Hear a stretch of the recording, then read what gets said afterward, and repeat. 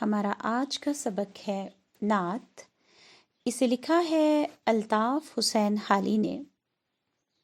نعت کہتے ہیں نبی کریم صلی اللہ علیہ وسلم کی تعریف، مدح یا ثنا بیان کرنا۔ موضوع کی طرف آئے۔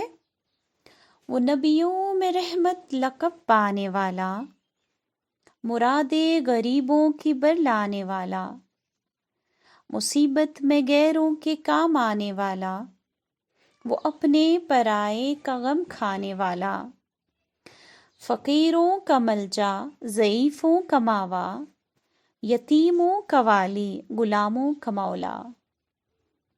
آپ مشکل الفاظ کے معنی لکھیں۔ لقب، وہ نام جو کسی خاص خوبی یا خرابی کی سبب پڑ گیا ہو۔ مرادے، یعنی مراد کہتے ہیں مطلب کو، مقصد کو۔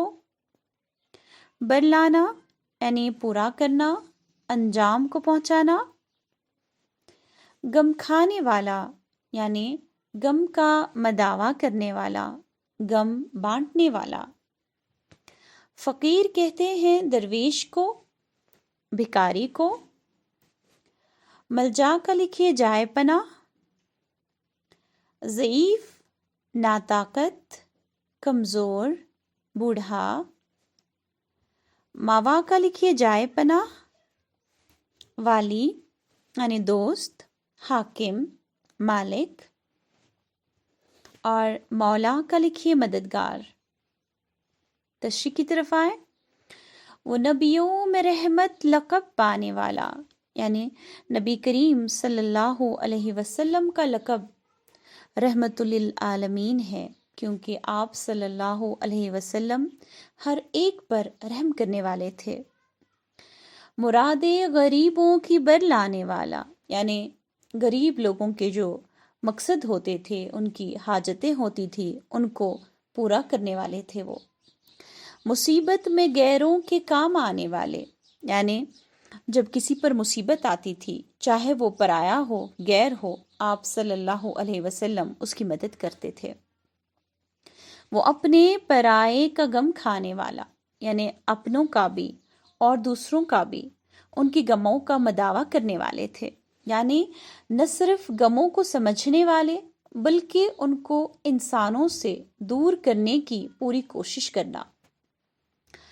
فقیروں کا ملجا، ضعیفوں کا ماوا، یعنی آپ صلی اللہ علیہ وسلم فقیروں کے اور ضعیفوں کے یعنی ناطاقت لوگوں کے، کمزوروں کے آپ گویا ان کے لیے جائے پناہ تھے، آپ ان کی مدد کرتے تھے۔ یتیموں کا والی، آپ صلی اللہ علیہ وسلم یتیم کے سرپرست تھے، دوست تھے۔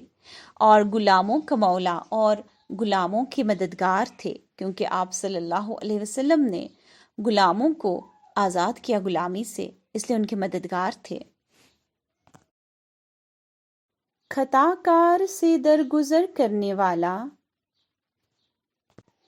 بد اندیش کے دل میں گھر کرنے والا، مفاسد کا زیر و زبر کرنے والا، قبائل کا شیر و شکر کرنے والا، اتر کر ہیرا سے سوئے قوم آیا، اور ایک نسخائے کیمیا ساتھ لایا۔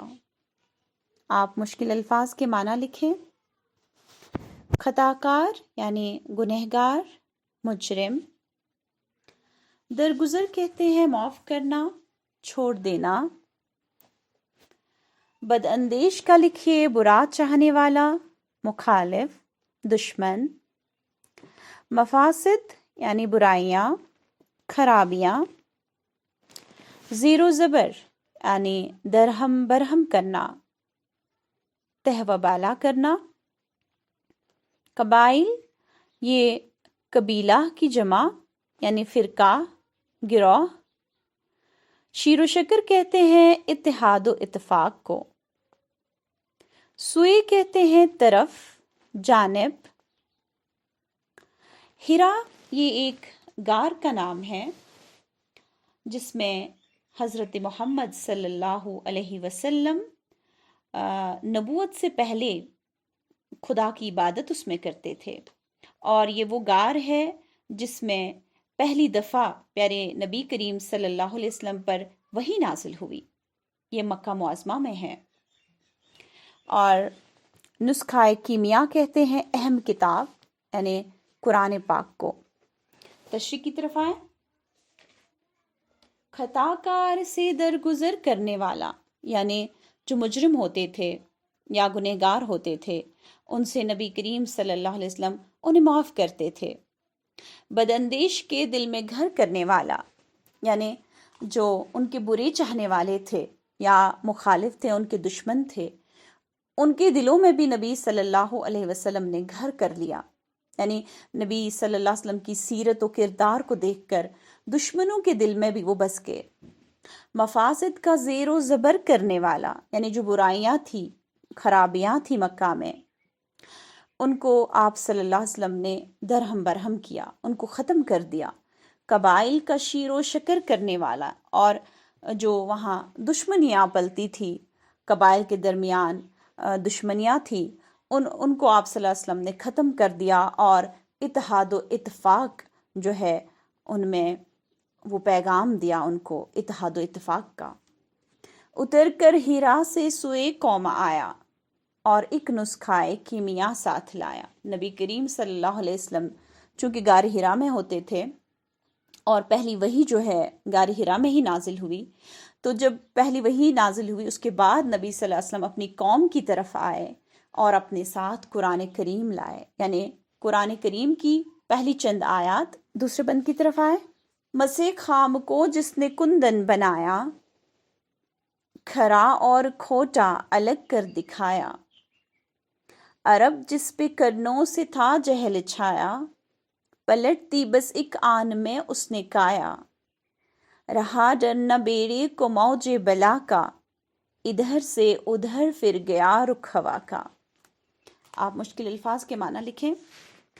مسے خام یعنی کچا تانبا، کندن کہتے ہیں خالص سونا، چمکیلا، کھرا آپ لکھیے خالص، عمدہ، سچا، اور کھوٹا کا لکھیے جعلی، ناقص، کرنو یعنی لمبا زمانہ، جہل کہتے ہیں جہالت، بے علمی، اور کایا پلٹنا، بالکل بدل جانا، حیرت انگیز تبدیلی۔ بیڑے کہتے ہیں کشتیاں،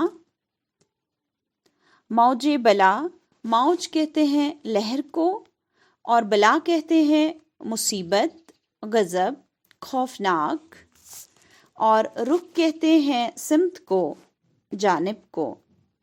تشریح کی طرف آئیں۔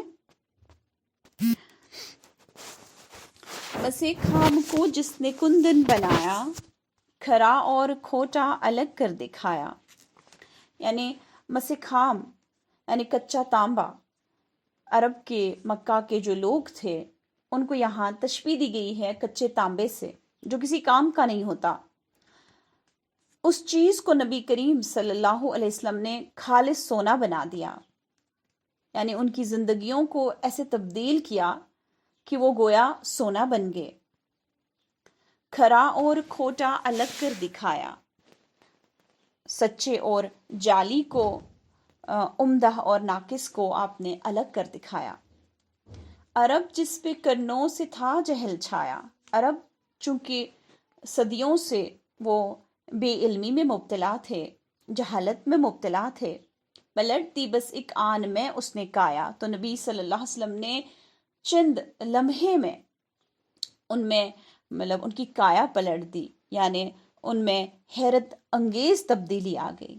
اب دیکھیے جب ہم دور جہالت کے بارے میں ان کے تاریخ پڑھتے ہیں، ہم دیکھتے ہیں کہ عرب کے لوگ کیسے تھے، کتنے لڑاکو، کتنے جھگڑالو، لوٹ ماری، دہشت گردی، لیکن پھر نبی کریم صلی اللہ علیہ وسلم نے ان میں ایسی تبدیلیاں لائی کہ دنیا میں ویسے انسان جو ہے، صحابہ جیسے انسان جو ہے دنیا میں اب کبھی پیدا نہیں ہو سکتے۔